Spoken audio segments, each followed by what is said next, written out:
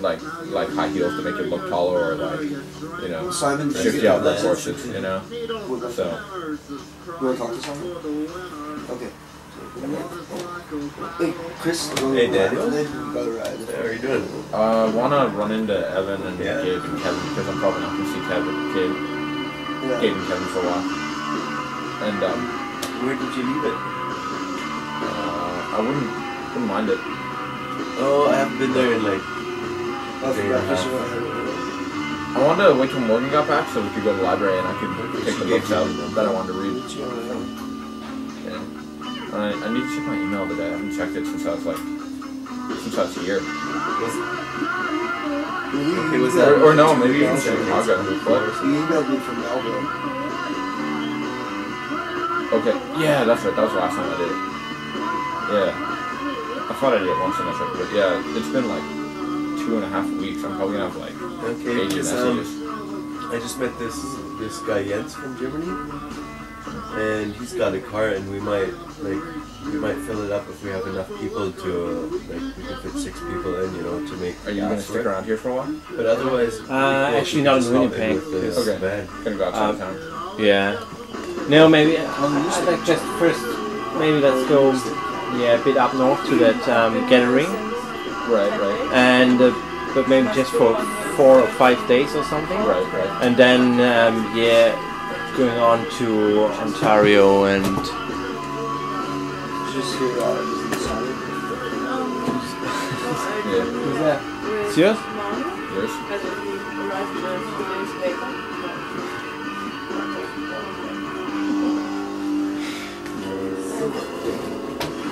Yeah, and have a look at Quebec and I don't know. Yeah, Quebec's nice. I've never really been outside of the US or Canada, so Quebec sort of does a little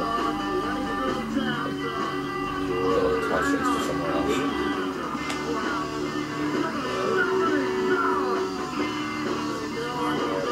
Can you speak French? Yeah, a little bit, but it's I think I'm gonna learn quickly, and I'll be in Montreal. Yeah. So I had it at school about 7 years ago or something, but actually I think it's easy if you just hang around with people. They talk in French and it will come again. You know, it was the same thing with English when I went to Australia for a couple of months. So. You know, in the beginning it was pretty hard, but then after, I don't know, maybe 1 month or something. It's once you get the immersion. Yeah. Hey, have you heard? Yeah, you can get by just speaking English anywhere in Quebec. Do you know where I can reach? What do you mean? You can get by, like just have rough conversations. Everybody in Quebec knows English. Just the real rudimentary. Ah, yeah. Just real rudimentary, but everybody knows it. You know, like I don't think I've met somebody that couldn't. You know, say like, where you headed? Yeah. You know, but like I'd get rides hitchhiking, and the conversation would last 4 sentences, and then it would stop, and then get a ride for a half hour and sit in silence, twiddle your thumbs. Actually, have you ever tried to?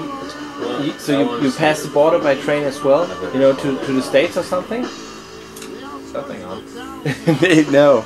Don't turn it on then. Yeah. Do you want to hear that story? Yeah, sure. Okay.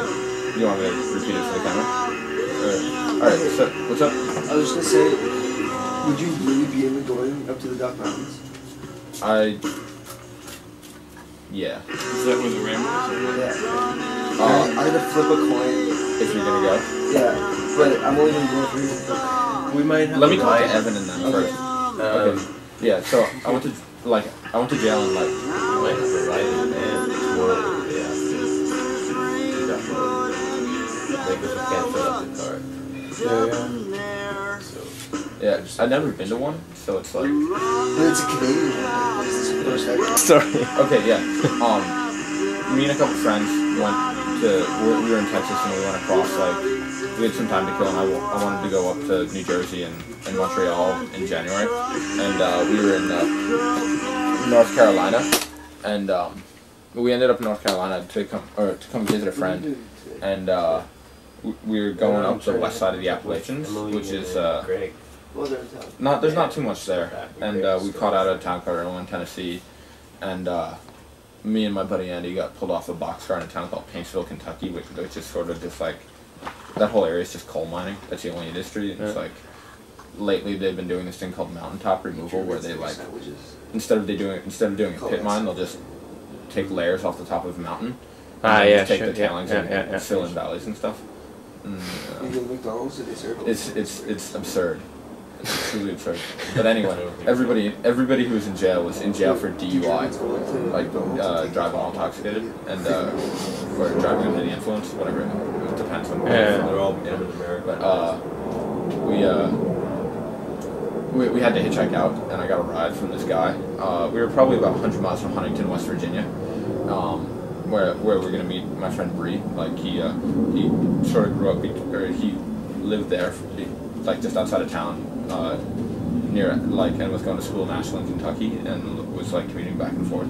So he had some friends that we were going to meet, and this guy that picked me up, like Andy got a ride out of there, and the guy that picked me up was just he sort of started talking to me about all this stuff, and started talking to me about traveling, and then I don't know. He says, do I ever get like offers on the road? Do the women that you're with ever get offers on the road? And like, I'm like, none of my friends. And they're like, you do? And I'm like, nah, I'm a pretty big, intimidating guy, and like, I wouldn't want to be on the other end of that, you know? And there's like, and most people sort of, I don't know, most people are just scared right off the bat. And he's like, yeah.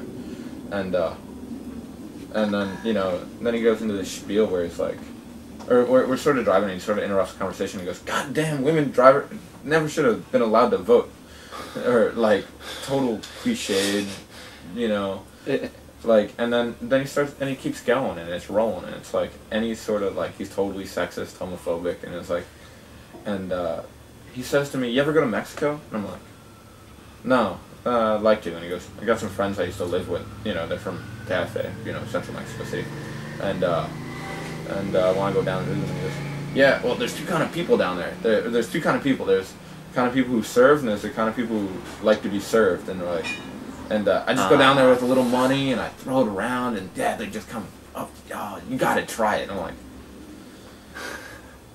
and I'm thinking to myself, right at that very moment, I'm like, if I didn't just get out of jail, this guy's head would be sliced off and in a ditch, you know?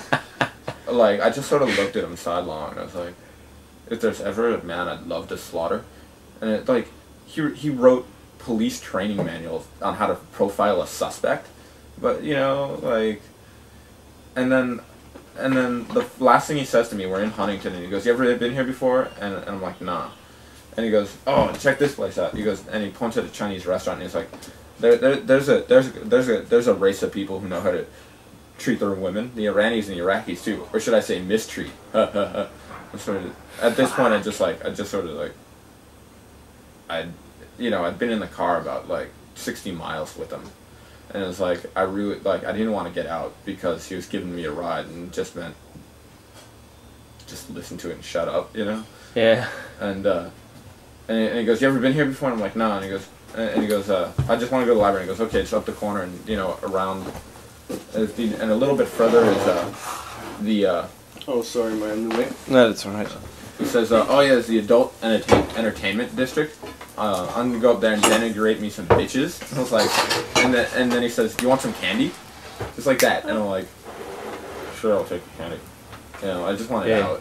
And he gives me like these like root beer barrels, like the stuff my grandmother would give me when I'd go over to her house. Like the only fucking candy that has any sort of like relevance to my life. And I was like, we were able to buy it from commissary. oh man, that sucks. And I get out, and I just like called Bree up, and found him, and his room, repeated the story to Joey, the guy whose house he was at, and Joey goes, he was trying to fuck you, huh? And I was like, yeah. Didn't dawn on me, like I was totally like, didn't dawn on me till hindsight. I was like, man, it's bad, but that's like